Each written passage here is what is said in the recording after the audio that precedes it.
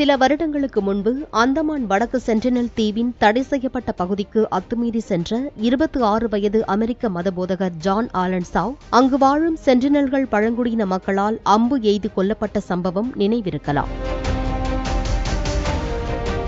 அவரின் உடலை கூட கண்டுபிடிக்க முடியாததால் அவரின் மரணம் ஒரு புதிராகவே இருந்து வந்தது. இந்த சென்டினல்கள் தங்களை வெளி உலக மனிதர்கள் அணுகுவதை விரும்பாதவர்கள், அடர்ந்த காட்டில் தனிமையாக வாழ்பவர்கள். மொத்தமே 80 சென்டினல் மக்கள்தான் உயிருடன் இருப்பதாகவும் சொல்லப்படுகிறது. இவர்களைப் போலவே அந்தமானில் சோம்பன் இன பழங்குடியின மக்களும் வசிக்கின்றனர்.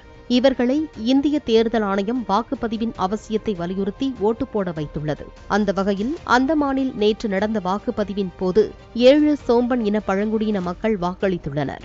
இது ஒரு வரலாற்று சாதனை என்று இந்திய தேர்தல் ஆணையம் கூறியுள்ளது. அந்தமானில் 229 சோம்பன் இன மக்கள் வசிக்கின்றனர்.